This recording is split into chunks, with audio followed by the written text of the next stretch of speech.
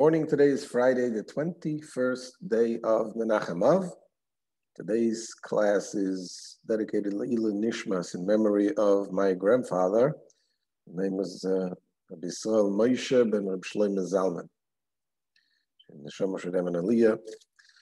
We begin today in letter 7 of the Igeret Hakodesh, which is, as we mentioned, a collection, a part of the Tanya, the fourth part of the Tanya, which has a collection of 32 letters of the Alter Rebbe. Those letters were placed by the sons of the Alter Rebbe after the Alter Rebbe's passing. And the letters are not necessarily connected with each other. So each letter has a whole different concept, different explanations, different things. So let's begin today's letter. We're going to go straight inside to read in the Tanya inside. So the Alter Rebbe begins what we say in the prayer every morning. We praise Hashem and we give thanks to Hashem and we say, Ashreinu matov chalkeinu umanoim geiraleinu. How fortunate are we, how good is our portion, and how pleasant is our lot. So this is something we need to understand. First of all, what does it mean, our portion? We are fortunate, we give thanks to Hashem. What is the thanks we give to God? At Baruch Hashem, we are Jews, we are connected. What does it mean by Tov Chalkeinu, our portion? What is our portion? What is our lot? What are we talking about? So obviously, when we're talking about thanking Hashem for our portion, it's all connected with being connected with God Himself. So the Alter Rebbe brings verses that supports and says about the portion referring to Hashem. It says in Tehillim, it says, Hashem menos chelki v'choisi v'goymer. God is our allotment of my portion and of my cup. Chavolim naflu li v'goymer. So you support my lot. The tracts apportioned by a lot have fallen unto me pleasantly. Indeed, I have a goodly heritage. So that's what the verses refer to. Chelki, my portion, goyroli, my lot. Obviously, the difference between a portion and a lot. A lot is something that you get by a lottery. So a portion would be something that is divided. You can say divided equally. Each person gets a portion. And a lot refers to something which is not evenly divided, and that's why you need a lottery. The lottery chooses who gets what. But in any case, the Alter Rebbe is going to explain in this letter what those terms mean in reference to God connecting with us, with the Jewish people. Says the Alter Rebbe, Lahov, in this we need to understand Lashon Chalkeinu v'Geiraleinu. In order to understand the terms our portion and our lot, we need, the Alter Rebbe says we need to do another question, to preface with another question. So let's put it in the back burner for now. So it says, Tzorich levayer heitev, we need to properly explain, very well. Lashon hashagur b'maimer Hazal, there is an expression that is a very common expression in the teachings of our sages of blessed memory. And that is, what is the expression? It says, Ein loy chelek be'elokei Israel. He has no part in the God of Israel. So to put on a side note, when the Alter Rebbe says here, it's a common expression that he has no part in the God of Israel. We find this expression in a number of places, and the Rebbe points out that the expression that is usually the way it says, it's en lahem chelek, they have no part, or ein lachem chelek belokei Israel. You, in plural, have no part in the God of Israel. That in certain situation, people that they have no part in the God of Israel. The way the Alter Rebbe says here, ein lo, that he has no part in the God of Israel, says the Rebbe, he found it only one time. There's only one place in the entire Torah that it mentions that he has no part. So why would the Alter Rebbe choose the expression that is used only once versus an expression that is used many times, more than once at least, that says, Ein lahem, they have no part, or you have no part. So that says the Rebbe points out how careful the Alter Rebbe is by addressing people. When you talk to people, you always have to be careful with the language that you use. Speak only in a positive language. So here, this is a letter that Alter Rebbe is writing to the people, and you could say, Ein lachem chelek, writing to you, you have no part. He doesn't want to write it, even if it's not directly talking to them, but not to mention in a way that seems like he's talking to them. Or ein lahem, the plural, that they don't have. That's why the Alter Rebbe chose only the expression that says ein lo, he has no part, like a person, you don't know who you're talking about. He has no part. Anyway, that's a side note, how careful we need to be with the language that we use. To be only in positive speaking. So back to the question, back to the discussion. When we're talking about what is our part, what is our share, he has no share in the God of Israel. What does it mean, a share in God? Is God divided into shares? Is God something can be divided? That's the question Alter Rebbe asks. Ki hagam delechoire loy shayach lashon chelik klal belikus is barich. It would seem that a term like a part cannot possibly be applied to God. She'eino mischalek lachalokim chas v'sholem, because he is not divided into parts, heaven forbid. Okay, so that's the question. What does it mean, the part? So, to understand this, the Alter Rebbe introduces another verse in the Torah. Like we find written in the Torah regarding Yaakov, Vayikra loy keil elekei Yisrael.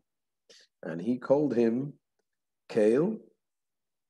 Keil is the Aleph Lamed, God of Israel. So the question, who called who? It says, this is a story, but Yaakov built an altar for Hashem, and it says, and he called it the God of Israel, Keil Elokei Israel. So Rashi there brings two verses, two interpretations. One, it says that Yaakov called the Mizbeach, the altar that he did, he made an altar for God, the God of Israel. There's another point, another interpretation that he brings is also that it's God called Yaakov Keil.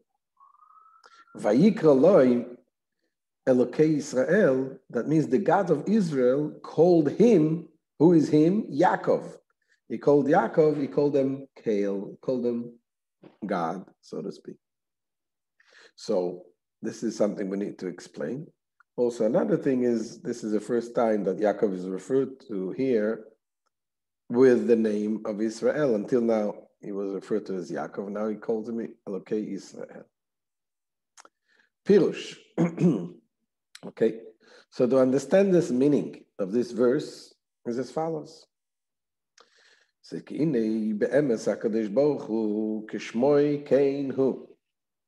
we're referring to God, the Holy One, blessed be He. Hakodesh Baruch Hu. It's a very common way of referring to God, Akadosh Baruch Hu. When you take these words, Akadosh Baruch Hu, Akadosh means the Holy One, blessed, Baruch is blessed, He, blessed be He. So it says, Kishmoi Kain Hu is true to His name. What does it mean? Is whatever the name implies, what it means. Which means Kadosh means holy. What is holy? Holy means elevated. Holy means separated. Like when you marry a woman, you say, Areyat Mekudeshes, you are holy, sanctified, separated from the rest of the world, you are mine. So Kadosh means holy, separated. Baruch means drawn down, brought down. So the Alter Rebbe explains as follows, that although God permeates all upper and lower worlds, and when we're talking about here, that it fills the world, it is not what we explained many times, the difference between God surrounding the world and filling the world. Filling means that it goes individually into the world. That's not what he's talking about here.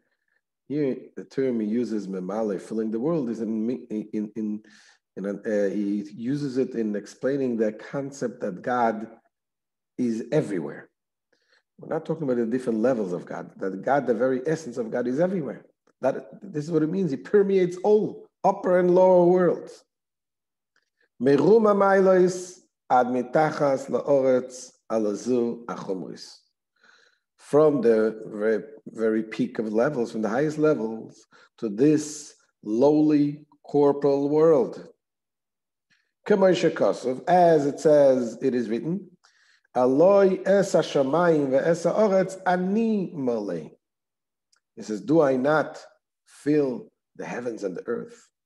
And it says over here, ani, I fill. Ani mamash, I, my very self. Meaning God's very being and essence fills the entire world, the upper and the world and the lower worlds. Shamayim and Aretz, the heaven and earth. We're not here, we're not referring to only the cover, the glory of God. Because there's another verse that we say also by davening, we say, the glory of Hashem fills the world. That is something that really fills the world in an individual way. But here we're talking about the very essence of Hashem, that the essence of Hashem is everywhere, the upper and the lower, everywhere. The Ani Mamish, the essence of God Himself. But in the same time, although God fills the entire world, all of the worlds,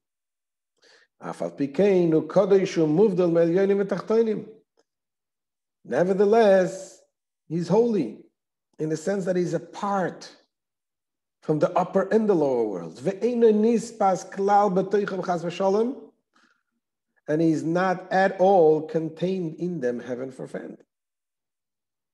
What does it mean?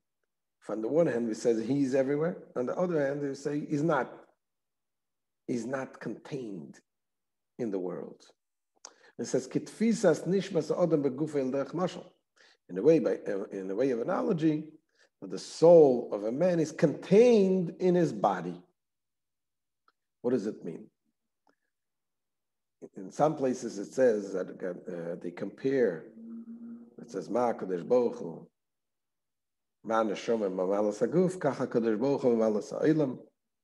Just like the soul fills the body, same Hashem fills the world. But here we're saying that it's not the same. There's not equal. The way there is a big difference, the way the soul fills the body and the way God fills the world. The way the soul fills the soul is affected by the body. How is the soul affected by the body? Number one, the soul cannot be in two bodies at the same time. The soul is here and the soul cannot be in another body. And also the soul is affected by the events that take place within the body.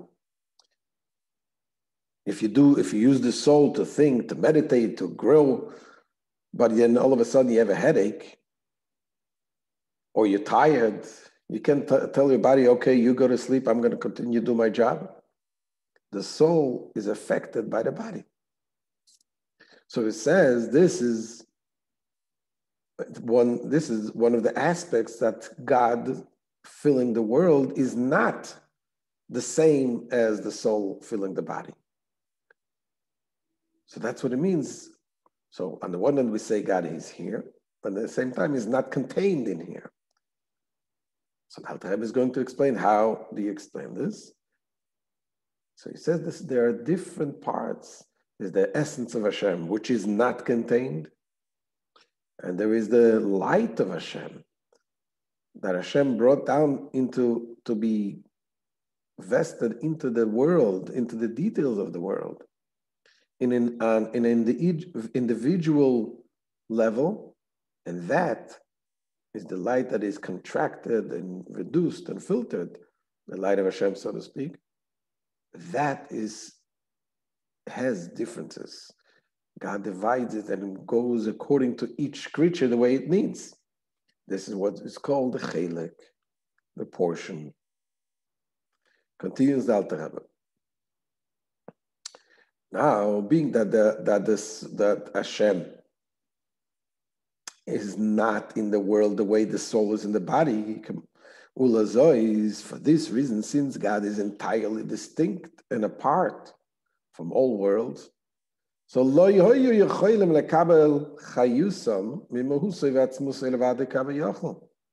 they could not receive their life force from his being and essence in itself, as it were.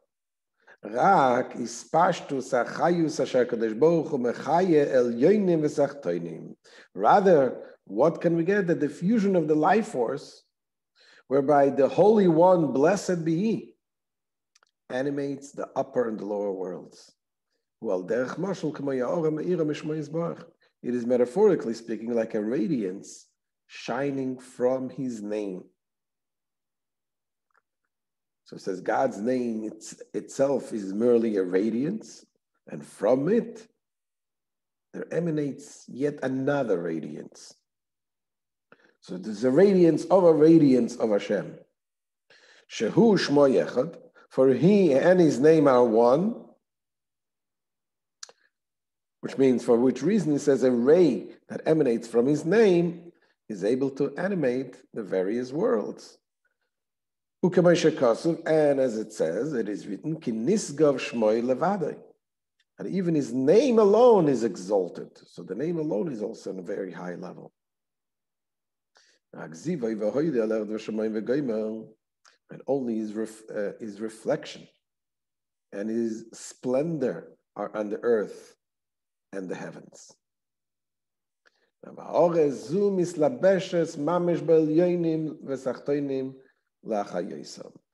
this radiance actually vests itself in the upper and lower worlds in order to animate them. So that is a part of Hashem that does invest itself into different levels. When it passes rabim, and it is contained in them by means of many intermediaries, the different levels that we explained in the previous lessons, v'tzimtzumim rabim v'atzumim, by means of numerous and intense contractions to reduce the intensity of the light, godly light. In a downward chain-like progression through the levels of various worlds in a sequence of cause and effect, and so on. So this is the beginning of the explanation of what it means that Hashem has the chelek of Hashem, that part of Hashem. We asked, what does it mean, the parts? Hashem is above. Everything is not contained within the world, but yet the light and of the radiance of the name of Hashem comes down to all of these creatures. And then as the Alter Rebbe will continue tomorrow's Shir, Shabbos Shir, You were talking about the divided generally into 613 levels, corresponding to the 613 mitzvahs, but then it goes to endless levels because every mitzvah, there is so many ways you can do a mitzvah. Look at the laws of Shabbat. There's one mitzvah of Shabbat. You should rest on Shabbat. You shouldn't do work on Shabbat. But then if you go into the Shulchan Aruch, there's tons and tons and tons of details. Why are all these details important? Each detail connects you to another part of the connecting with Hashem, because the 613 are only general ways connecting to Hashem. In each mitzvah, there's so many details. That's why it's always important to pay attention to the details as well, because every detail could be that your neshama is connected specifically with a certain detail of the mitzvah. So this is the end of today's shir. Thank you so much for joining. And don't forget to share this. And I should wish you all a good Shabbos. We'll see you B'ezrat Hashem on Sunday morning. All the best. Any questions?